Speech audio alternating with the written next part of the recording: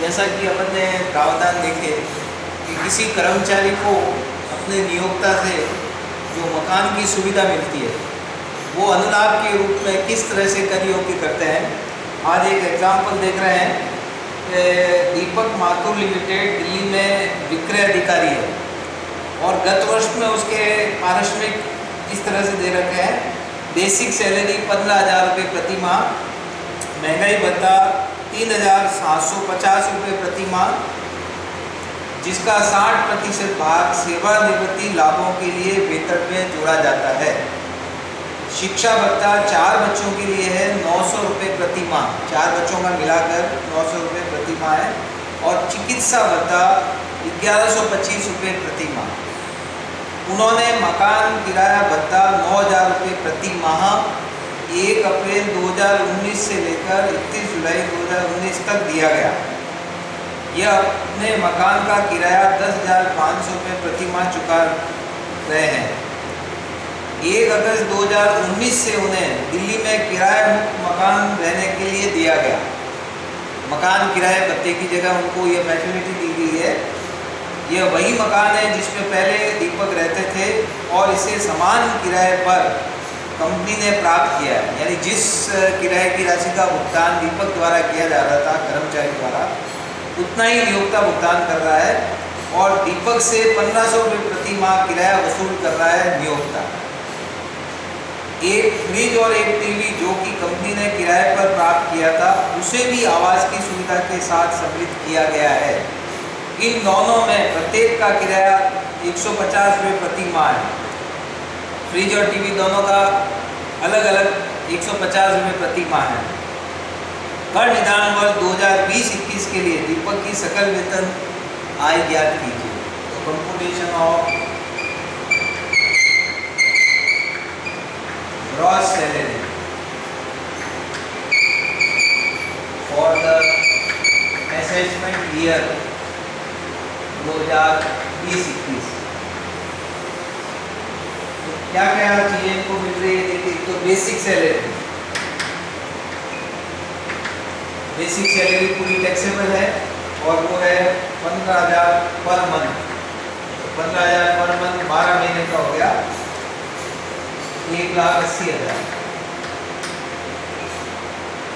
दूसरा इनको मिल रहा है डीए और डीए मिल रहा है 3,750 रुपये पर मंथ। तो 12 महीने का हो गया 45,000। इसी तरह एजुकेशन अलाउंस,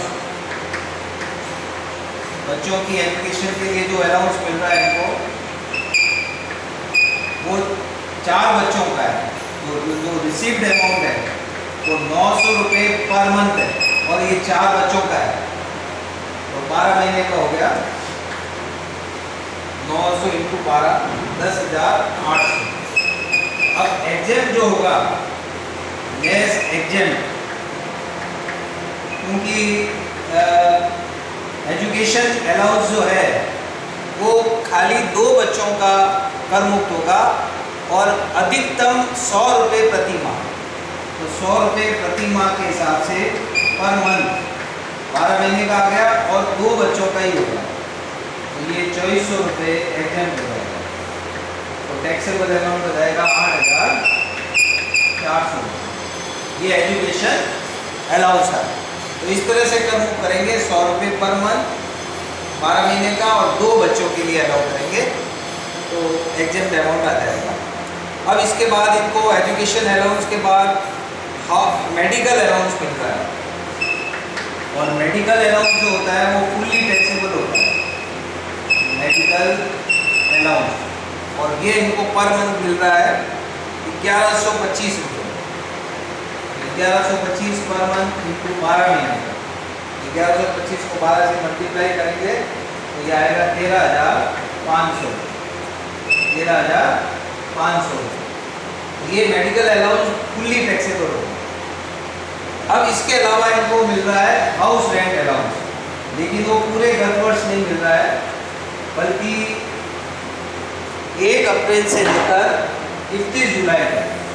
इसका मतलब अप्रैल, मई, जून, जुलाई 4 महीने का हाउस रेंट अलाउंस उसको मिल रहा है।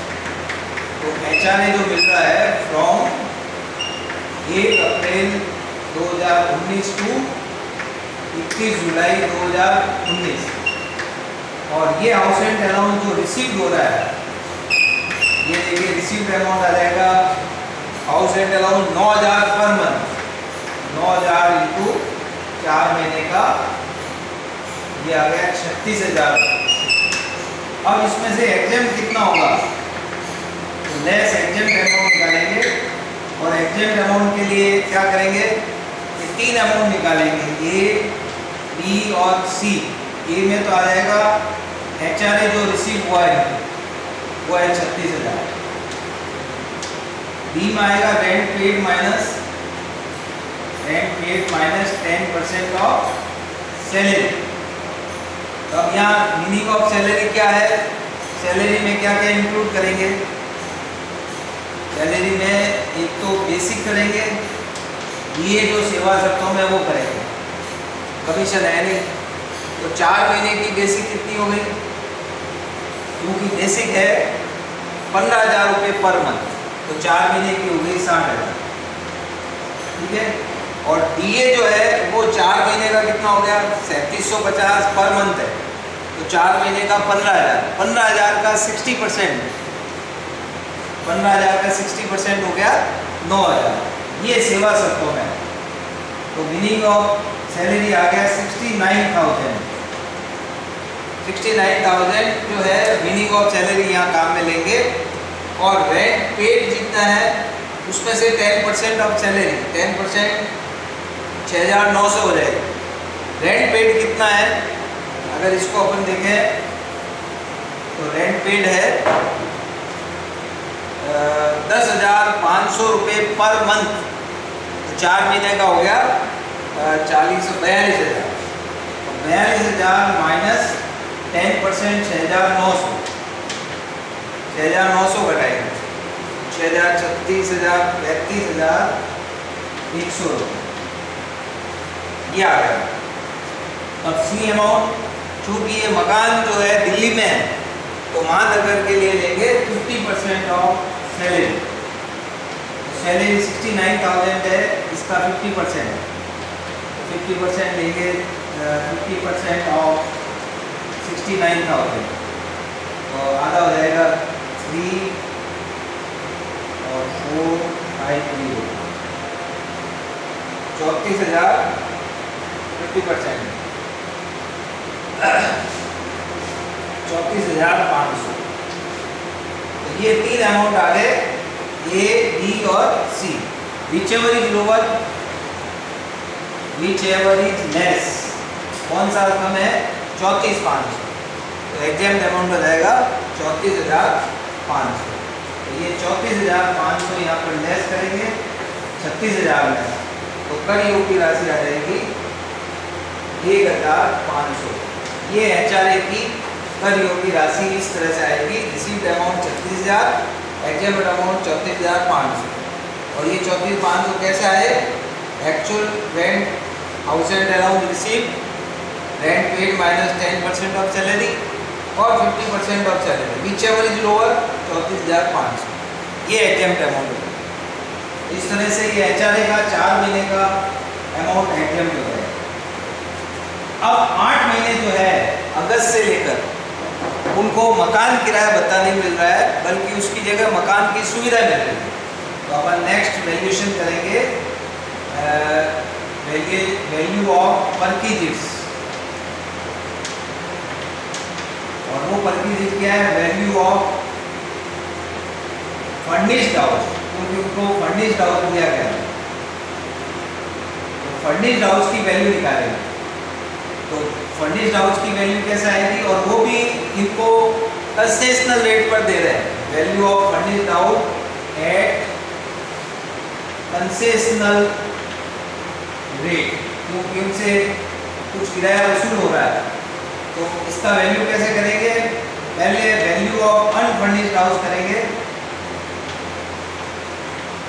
Value of unfurnished house, unfurnished house की वैल्यू निकालेंगे और इसमें ऐड कर देंगे value of furniture facility, value of furniture, तो ये दोनों ऐड करेंगे तो ये अमाउंट जो है वो टैक्सेबल आएगा। अब ये दोनों अमाउंट कैसे कैलकुलेट करेंगे, इसके लिए आप वर्किंग नोट बनाए दें, तो वर्किंग नोट से पता चल जाएगा। देखिए वैल्यू ऑफ अनफर्निश्ड हाउस कैसे आएगा, ये वैल्यू ऑफ अनफर्निश्ड हाउस, तो यहाँ चूँकि मकान कहाँ पर है, दिल्ली में स्थित है, और दिल्ली की जनसंख्या जो है 25 लाख से ज़्यादा है, और ये मकान स्वयं नियोक्ता का नहीं है, किराए पे लेके दिया हुआ है। जब किराए पे लेके दिया हुआ है तो रेंट पेड जो आ रहा है वो 10,500 है, 10,500 रुपये पर मंथ।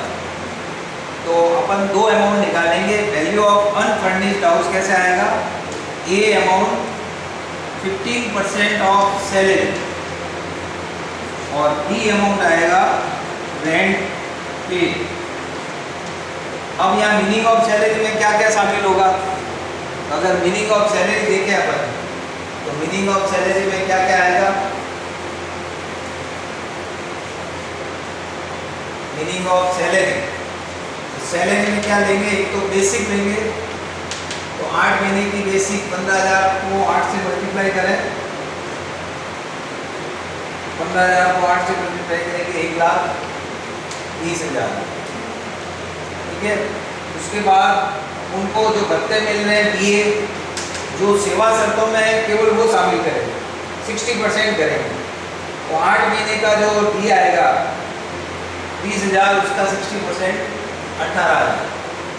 उसके बाद मेडिकल अलाउंस जो टैक्सेबल पार्ट है 1125 को 8 से मल्टीप्लाई करेंगे तो आएगा 9,000। और जो टैक्सेबल अमाउंट है एजुकेशन अलाउंस, एजुकेशन अलाउंस 8,400 पूरे साल का टैक्सेबल है, तो 8 महीने का हो गया 5,600 रुपये। 8,400 डिवाइड बाई 12 इंटू 8 महीने, ये मीनिंग ऑफ सैलरी आएगा। तो ये 1,52,600, 1,52,600, इसका 15% निकालेंगे, 1,52,600 का 15%, तो 22,890। और सैलरी पे रेंट पेड है 10,500 इंटू 8 महीने का, तो ये अमाउंट आएगा 84,000। ईच एवर इज लोअर 22,890 रुपये।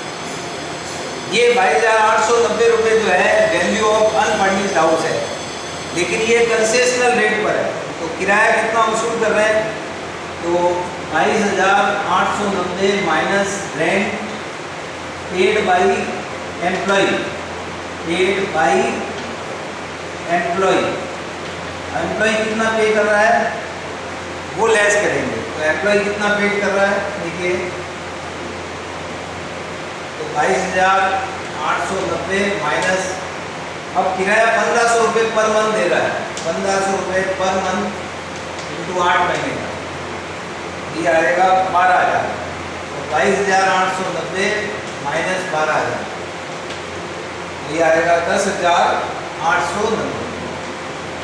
ये value of unfurnished house concessional rate पर आ गया, ये यहाँ पर लेंगे 10,890। और वैल्यू ऑफ फर्नीचर फैसिलिटी 150 रुपये पर मंथ, अलग अलग फ्रिज और टीवी का है, तो 300 रुपये हो गए दोनों चीज़, 300 रुपये पर मंथ इंटू 8 महीने के लिए, 300 रुपये पर मंथ, ये लेंगे 300 रुपये पर मंथ इंटू 8 महीने का 2400, ये ऐड करते हैं, ये ऐड करने पर 13,290 रुपये, ये वैल्यू ऑफ फर्निश्ड हाउस आ जाएगा। तो इसकी टोटल करेंगे अपन, तो ग्रॉस सैलरी आ जाएगी, ग्रॉस सैलरी आ जाएगी 2,61,690। तो इस तरह से आपने देखा है, इसमें हाउस रेंट अलाउंस भी आ गया और वैल्यू ऑफ फर्निश्ड हाउस भी आ गया और कंसेशनल रेट पर जो दिया है वो भी आ गया। तो इस तरह से इसको वैल्यू ऑफ आर्ग्यूमेंट्स को सॉल्व करेंगे।